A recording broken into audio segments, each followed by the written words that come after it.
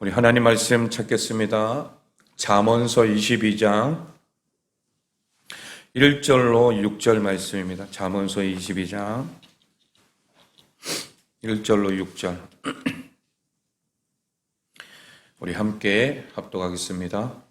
많은 재물보다 명예를 택할 것이요 은이나 금보다 은총을 더욱 택할 것이니라. 가난한 자와 부한 자가 함께 살거니와 그 모두를 지으신 이는 여호와시니라. 슬기로운 자는 재앙을 보며 숨어 피하여도 어리석은 자는 나가다가 해를 받느니라. 겸손과 여호와를 경외함의 보상은 재물과 영광과 생명이니라. 패역한 자의 길에는 가시와 올무가 있거니와 영혼을 지키는 자는 이를 멀리 하느니라. 마땅히 행할 길을 아이에게 가르치라. 그리하면 늙어도 그것을 떠나지 아니하리라. 아멘. 할렐루야. 오늘 말씀은 하나님이 기뻐하시는 인격을 만들라라는 말씀으로 함께 은혜 나누겠습니다. 특별히 5월 가정의 달을 맞이해서 또 이제 5월 달에는 가정 안에서 우리에게 주어질 말씀들이 굉장히 많습니다. 자녀들을 위해서, 부모를 위해서, 또 우리 스승을 위해서, 또 우리 가정 안에 하나님이 주실 귀한 말씀들을 통하여 우리가 깨닫고 실천하는 우리 모두가 되기를 소망합니다. 여러분이 2019년 7월 16일부터 직장 내 괴롭힘 금지법이 생겼어요. 요약해보면 이렇습니다. 사용자나 또 근로자가 직장에서의 지위 또는 관계의 우위를 이용해서 다른 근로자에게 신체적이나 또 정신적 고통을 주는 행위 등을 금지하는 법, 이게 생겼다라는 거죠. 직장 내 괴롭힘 금지법이라는 것이 생긴 이유는 무엇입니까? 법이 생길 만큼 우리나라의 직장에서 이런 일들이 너무나도 많이 벌어지고 있기 때문이라는 거예요. 사장이 직원을 폭행하거나 폭언을 일삼고 또는 직장 동료가 누군가를 왕따시키는 일들이 회사 안에서의 문제가 되고 있기 때문이라는 거죠. 여러분, 이거는 직장만이 아니에요. 학교도 마찬가지고 또 내가 속해 있는 공동체, 그 안에서 여러 가지 많은 괴롭힘과 왕따, 또 어떤 내가 저 사람보다 위에 있다, 이런 우월의식, 이런 것들이 굉장히 많이 있다라는 거예요. 제가 될 때까지 태운다라고 하는 간호사들의 어떤 태움이라고 하는 문화도 직장 내의 괴롭힘의 한 종류라는 거예요. 경직된 기업의 문화, 또 술자리에서 강요되는 음주 등 누군가의 인격을 무시하고 짓밟는 모든 행위가 다 여기에 속한다라는 것입니다. 왜 이런 문제들이 끝없이 발생하게 되는 것일까요? 여러분, 시대가 점점 좋아지면 좋아질수록 이런 문제들이 더 심해지고 있다는 거예요. 여러 가지 이유가 있는데 성과 중심의 현 사회에서는 실적만 낸다면 직원에게 어떤 폭력과 폭언을 해도 용납되는 분위기가 만연해 있다는 거예요. 부당한 행위에 대해서도 순응하는 것이 사회생활을 잘하는 것은 문화도 우리 사회 전반에 깔려있는 문제 중에 하나라는 거죠. 어릴 때부터 여러분 공부만 잘하면 인성은 어떻든 간에 용납되는 사회, 돈만 많으면 어떤 행동을 해도 그 행동에 넘어갈 수밖에 없는 잘못된 사법 문화의 어떤 사회 구조적인 문제, 이런 것들을 우리가 지적할 수 있다는 거죠.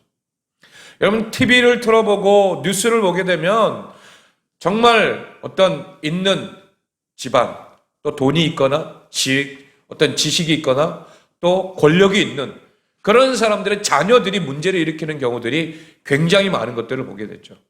그 이유 중에 하나가 뭐예요? 바로 이 세상에 돈만 있으면 다 된다라는 거예요. 또 내가 저 사람보다 더 나으면 더 이상 바랄 것이 없다라고 하는 그런 의미에서 사람들을 짓밟고 올라설 거라는 그런 모습들이 굉장히 많이 있다라는 거죠.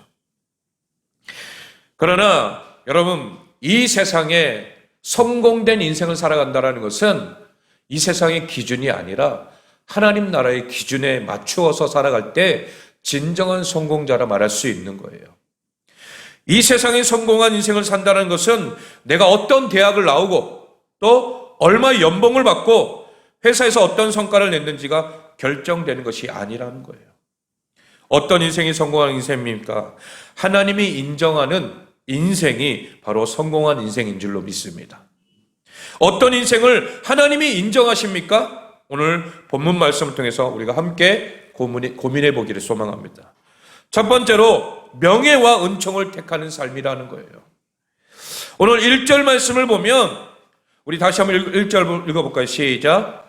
많은 재물보다 명예를 택할 것이요 은이나 금보다 은총을 더욱 택할 것이니라. 아멘. 자, 여러분, 많은 재물, 은이나 금, 이 모든 것은 세상 사람들이 좋아하는 기준이에요. 그렇죠? 세상 사람들이 좋아하는 기준. 얼마나 벌었는가, 얼마나 넓고 좋은 집에 살고 있는가, 이것이 세상 사람들이 관심을 가지는 기준 중에 하나라는 거죠. 그래서 아이들이 자신들이 살고 있는 지역에 따라서 아파트의 이름을 따라서 차별을 받는 것이라는 거예요.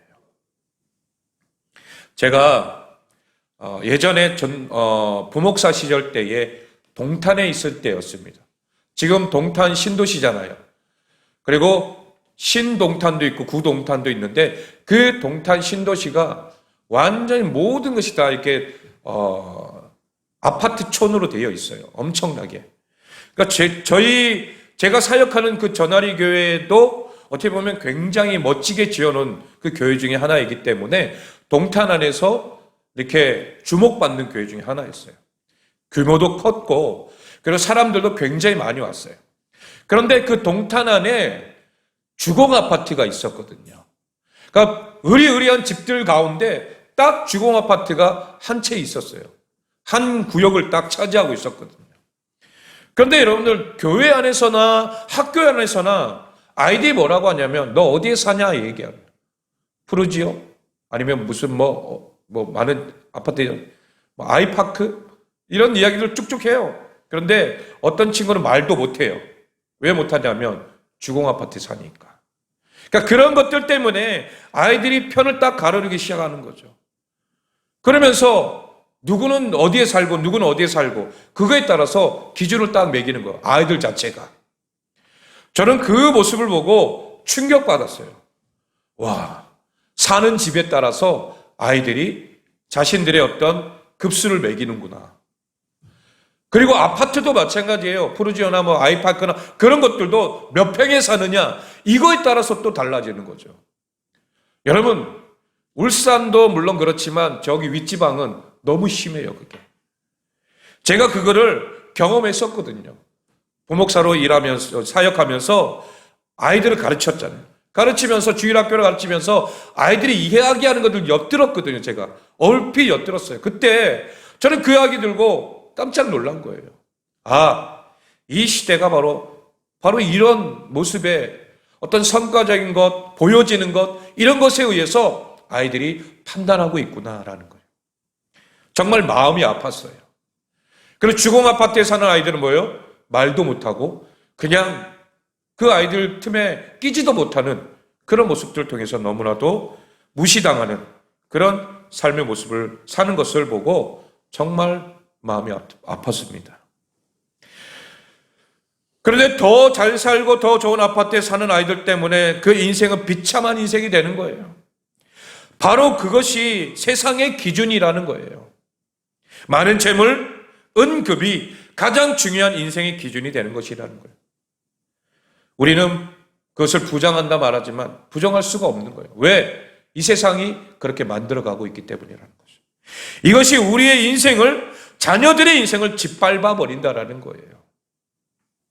심지어 우리 천상 안에도 그런 이야기가 들리는 것을 제가 들었어요.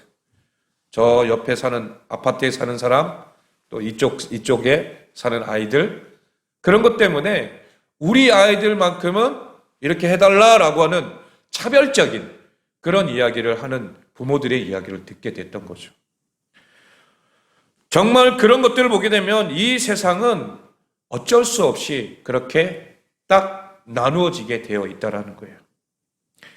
우리의 자녀들이 그렇게 인생을 짓밟아버리는 우리 어른들의 모습들은 정말 그 아이들이 커서 어떻게 되겠습니까? 똑같이 그렇게 되는 거예요. 인생의 기준이 거기 있기 때문이라는 거예요. 그러나 오늘 잠언 기자는 그런 것을 선택하여 불행한 인생을 살지 말라라고 이야기하고 있습니다. 무엇을 선택하여 살아라 말합니까? 오늘 본문 1절 말씀 보니까 명예와 뭐예요? 은총이라는 거예요. 명예와 은총을 구하며 살라라고 말하고 있습니다. 여러분, 명예라고 하는 단어는 히브리어 원어를 보게 되면 이름이라고 하는 뜻을 갖고 있어요. 이름이라는 것은 그 사람의 전 인격을 말하고 있는데, 쉽게 말해서 손에 가진 것, 눈에 보이는 것을 자랑하고 거기서 인생의 가치를 찾기보다는 사람의 자신의 인격과 자질, 성품을 갖추는 것이 더 중요하다라는 것을 말하고 있습니다. 사람들이 마음에서 우러나 진정으로 존경을 표할 수 있는 인품을 갖추는 것이 더 중요하다라는 거예요. 왜 사람들이 마더 테레사를 존경합니까? 그가 돈이 많아서입니까? 아니에요. 가난한 아이들의 어머니가 되어준 그분의 인격 앞에 저절로 무릎이 꿇어지는 거예요. 하나님께서는 우리를 믿는 자들이 그런 존재가 되기를 원하고 계신다라는 거예요. 누구든지 저 사람만 보면 고개가 숙여진다라는 거예요. 소유가 아니라 존재로 존경받는 우리 존재가 되기를 소망합니다. 또한 본문에 은총이라고 하는 단어는 어떤 의미를 갖고 있습니까? 은총은 사람들로 받는 사랑과 호의를 말하고 있습니다. 성경은 언제나 사람들과 좋은 관계를 맺는 것이 큰 축복이다라고 말합니다. 우리가 세상에서 살면서 얻는 많은 행복의 대부분은 다 뭐에서 옵니까? 관계에서 오는 거예요. 관계. 부부와의 관계, 부모와의 관계, 직장 동료들과의 관계, 교회 성도들과의 관계. 이 관계를 통해서 우리는 인생의 행복을 느끼게 되는 줄로 믿습니다. 여러분, 이 관계가 깨어지게 되면은 결국 내가 받을 행복도 받지도 못하게 되는 거예요. 우리 자녀들이 받아야 할 어떤 행복도 받지 못하는 거죠. 누구에게? 부모에게 받지 못한다는 거예요. 우리가 사는 세상에는 가난한 자도 있고 부자도 있어요. 그런데 본문에서 뭐라고 말합니까? 오늘 2절 말씀에 한번 볼까요? 2절 시작. 가난한 자와 부한 자가 함께 살거니와 그 모두를 지으신 이는 여호와시니라. 아멘. 그 모두를 지으시는 이가 누구라고요? 여호와 하나님이시라는 거예요. 부한 사람도 있고 가난한 사람도 있고, 여러분, 이 말은 하나님이 처음부터 딱 정해놓으신 게 아니라는 거예요. 하나님께서 부한 사람은 부한 사람대로, 가난한 사람은 가난한 사람대로 그렇게 만들어 놓으신 게 아니라는 거예요. 여러분, 우리가 살아가는 삶도 그렇잖아요. 가난한 사람은 왜 가난하게 되죠? 어떤 이유가 있으니까. 또 부한 사람은 내가 그만큼 뭐 하기 때문에 열심히 해서, 물론 그렇지 않은 사람도 있지만 열심히 해가지고 성공한 사람도, 부한 사람도 있잖아요. 여러분, 그런 것들을 보면 하나님이 만들어 놓으신 이 세상 가운데서 부한 사람과 가난한 사람은 모두가 다 하나님의 사람들인 줄로 믿습니다. 하나님이 평등하게 만들어 놓으셨어요. 그 가운데 내가 더 했느냐 덜 했느냐 이 차이일 뿐이지, 하나님은 모두를 다 사랑하시고 모두를 하나님 만드신 줄로 믿습니다. 사람이 가지고 있는 것에 따라서 그 사람의 가치가 정해지지 않는다라는 거예요. 가난하다고 해서 무시해서는 안 되며, 부자라고 해서 무조건 비판해서도 안 된다라는 거죠. 사람은 그 사람의 소유가 아니라 존재로 평가되어야 될 줄로 믿습니다. 사람의 소유와 상관없이 모든 사람은 다 누가 지으셨어요? 하나님이 지으셨기 때문이라는 거예요. 여러분, 우리 앞에 한번 보세요. 뒤로 보고. 하나님이 지으신 가장 아름다운 존재인 줄로 믿습니다. 서로 보세요, 얼굴을.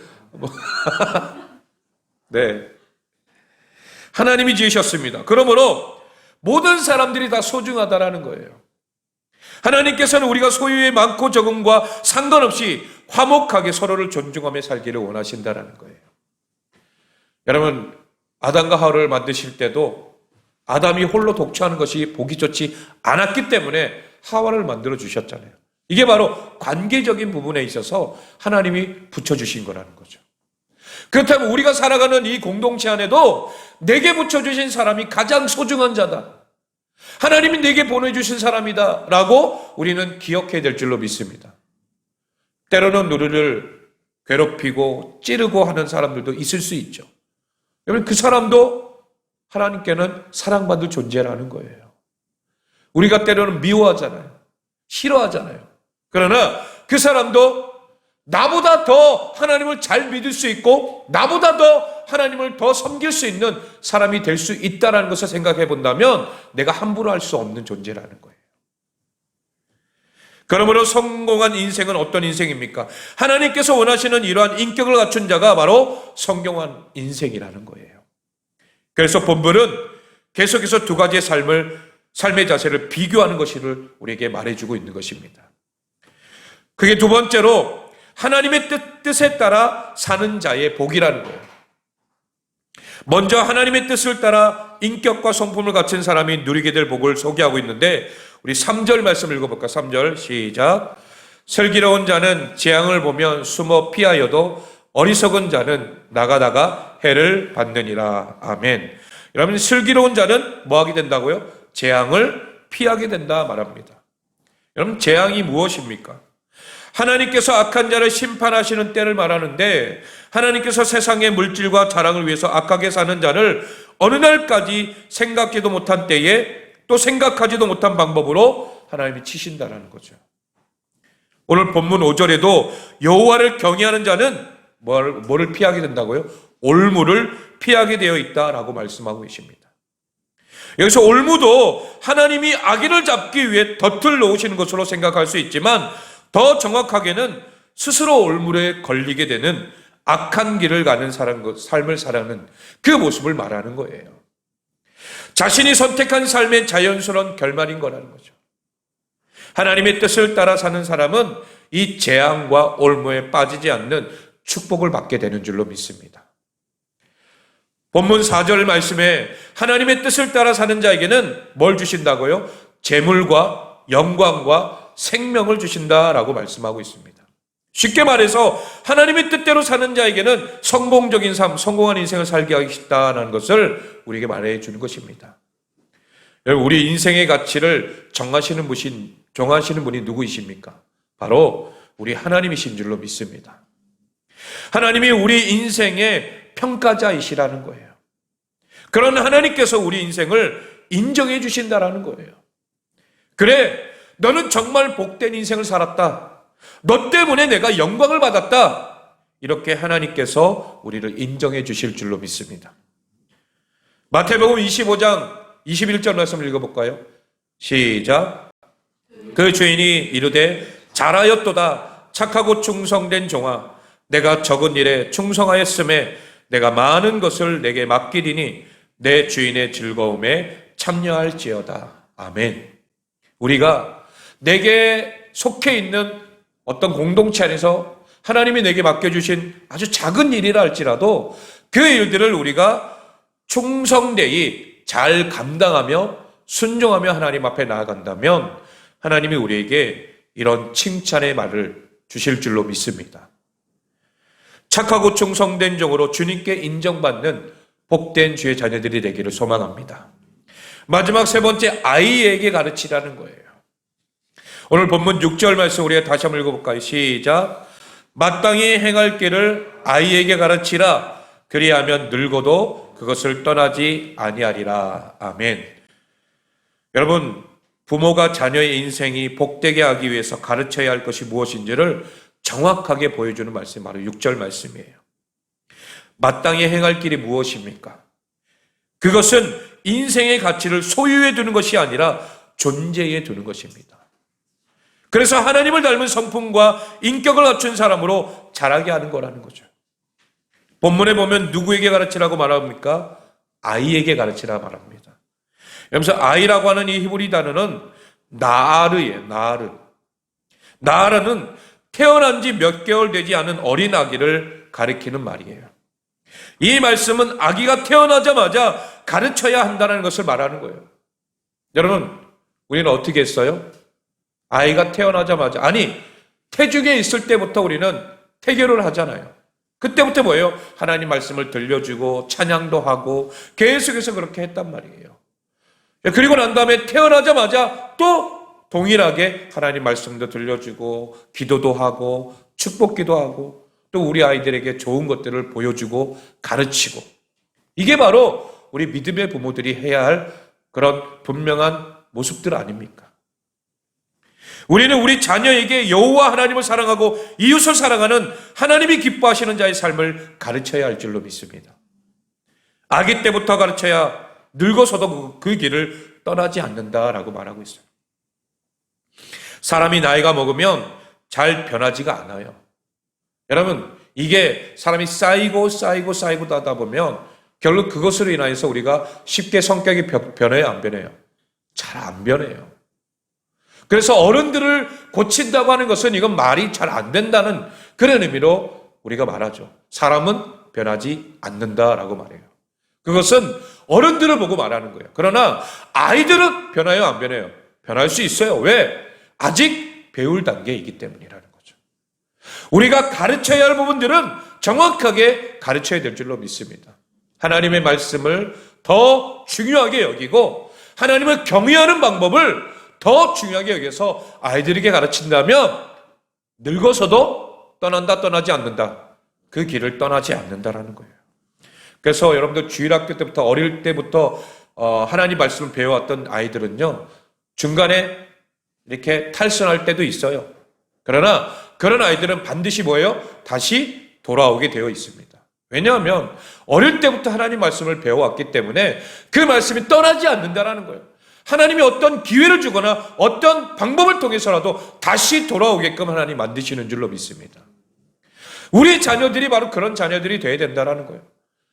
우리가 바라봤을 때에 정말 내 힘으로 감당할 수 없을 때가 있잖아요. 도대체 이 아이를 어떻게 해야 돼? 어떻게 해야지 이 아이를 바르게 키울 수 있을까? 정말 방법도 안 떠오르고 내 힘으로 도저히 안 될 때가 있다는 거예요. 그러나 여러분 포기하지 마시기 바랍니다. 하나님은 포기하지 않으셔요. 나는 포기할 줄 몰라도 하나님은 절대로 포기하지 않는다라는 거예요. 그 아이를 반드시 하나님의 자녀로 하나님이 원하시는 방법으로 그 길로 인도해 주실 줄로 믿습니다. 저도 그런 인물 중에 한 사람이었거든요. 부모님의 모습을 보니까 도저히 안 되겠다는 거예요. 어떻게 저렇게 할 수 있을까? 판잣집에서 판잣교회를 만들을 통해서 개척교회를 통해서 너무나도 힘든 그런 생활을 해왔거든요. 그리고 어떤 사람이 막 찾아와서 멱살 잡고 막 싸우는 것도 저는 제 눈으로 봤어요. 그 모습을 보고 난 절대로 아버지 길을 안 간다. 목회자의 길을 잘 안 간다. 그렇게 얘기했던 사람 중에 한 사람이었어요.